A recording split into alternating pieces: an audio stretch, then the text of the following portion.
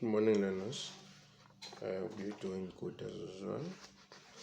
I am also doing good. So, yes, we are continuing. For today, I'll keep the lesson short because there is a short test that you're going to write. So, here are the worksheets.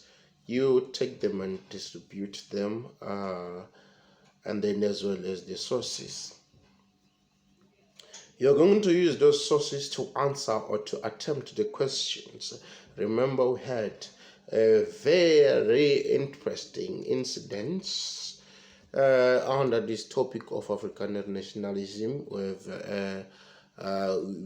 had engaged each other, had thorough discussions concerning this topic.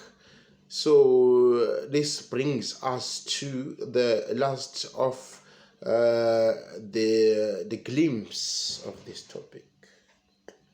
So for an overview of what we've spoken about, here is PowerPoint, of course,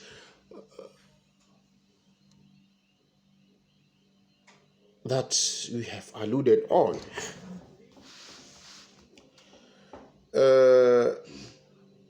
We speak of the Afrikaner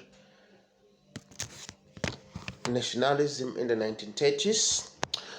We spoken of at the beginning of Afrikaner nationalism. We spoken of the rise of Afrikaner nationalism. So now, under the beginning of Afrikaner nationalism, we can all conclude to say that the term Afrikaner nationalism came to recognition in the 20th century to describe the group of people who's speaking Afrikaans. And at this time, the National Party created a form of exclusive ethnic nationalism to protect the Afrikaner people. So when you speak of exclusive ethnic nationalism, let me break this for you. We are speaking of the disallowance of black people, Indian people, colored people, or people who are non-whites.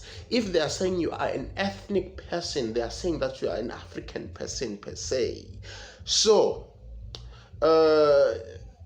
in the decision making or on the policies or in the laws of the Afrikaners, yes, we put in the idea of apartheid policies here, the Mixed Marriage Act, the Group Areas Act, all those acts that all those acts you can come up with regarding the apartheid policies. And the apartheid, remember, the topic is a topic of grade 10.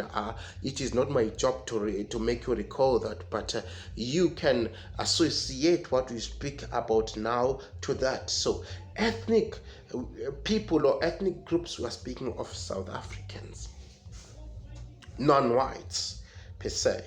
So the National Party protected the whites and then exposed or exploited the ethnics or the non-whites in this sense. So it is important to remember that before the 20th century, Afrikaners in the Cape Colony were often disunited and fractured. You remember the splintered tracker parties during the Great Trek.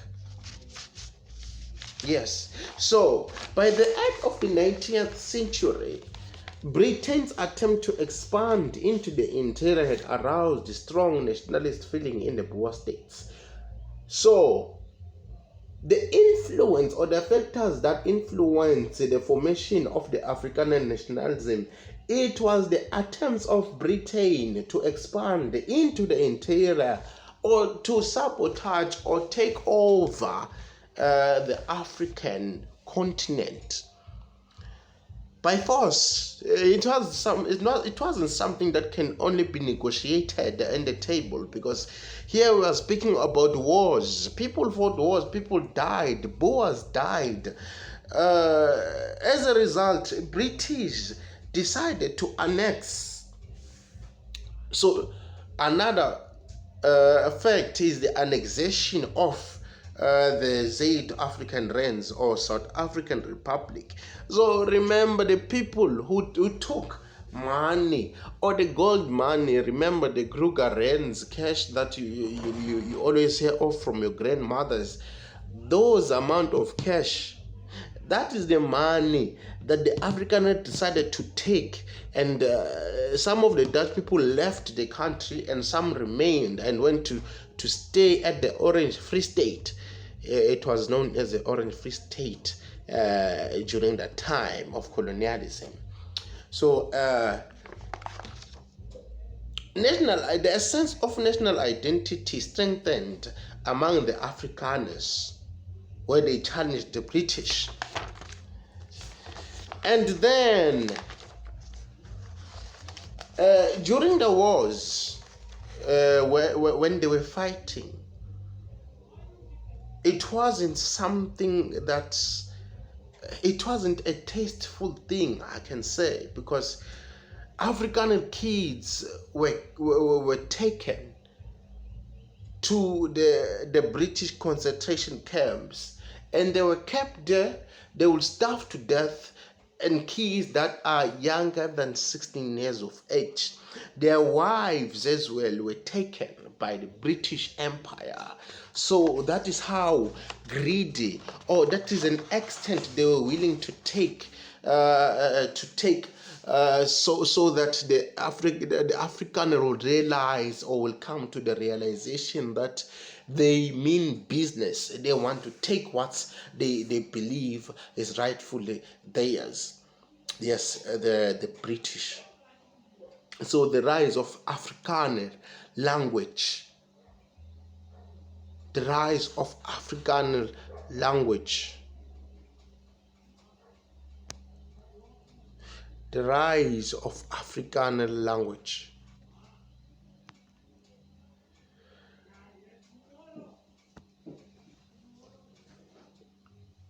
In 1910, this is when this happened. In 1910, South Africa gained political independence from Britain. Boer leaders dominated the new government. So in 1910, the Boer leaders dominated the new government. We have Louis Porter and Jan Smuts, who were both ex-Boer generals.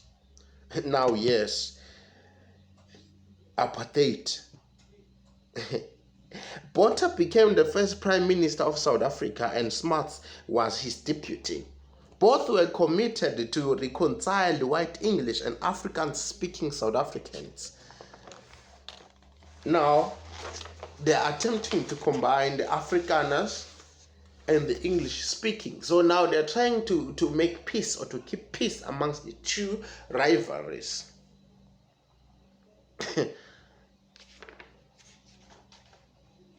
In 1914, the exclusivist Afrikaners gained a political voice for the future when the National Party was formed under General J.B.M. Hertzog.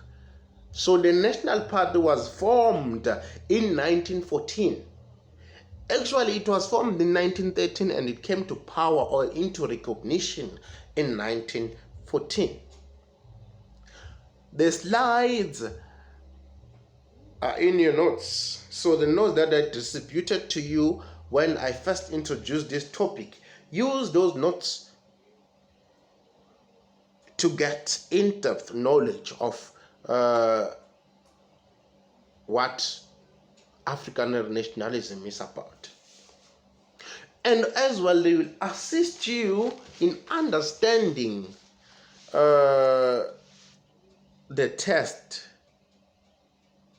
or the requirements of the tests, that I have uploaded, or that I will give, that I've given to you. So because I love you guys, this is an open book test. So I'm expecting all of you to participate, and I'm expecting all of you to pass. And I'm expecting you to apply your own knowledge as far as possible. Don't be too generic. Don't extract exactly from the notes as they are. Expand, illustrate, elaborate if you have to. I want to see your skills that you have attained, your skills of paraphrasing.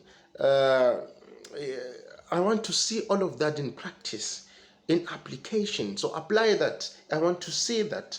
So for now, let me excuse you, and then you go do the work. Have a good one, good people.